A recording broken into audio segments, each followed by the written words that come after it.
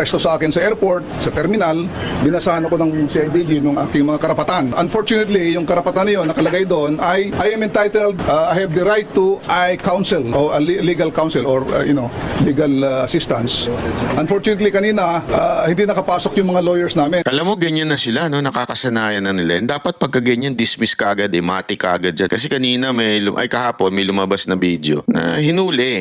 Matik yun eh. Yung Miranda rights, kailangan may present lawyer ka pagka dinakip ka. O at least man lang pinasunod, di ba? Andun na eh. Nagsisisigaw na sa gate si Topacio, si Atty. Topacio, pero hindi pinapasok. Abay, malaking yun. Malaking katarantaduhan po yun. Bakit hindi ho pinapasok? Na andun ni abogado mo. Pwede kung kailangan isa kayo sa mobile, si Atty. Topacio, at kung papayag naman siya, edi sumakay siya. Pero binigyan niyo sana ng choice. Alam nyo kasi kung ba't hindi hinayaan yun. Kasi nga, yung takot, yun yung gusto nilang mangyari dito sa tao. Siguro, na-underestimate nila si General Pocis dahil PMA ito eh.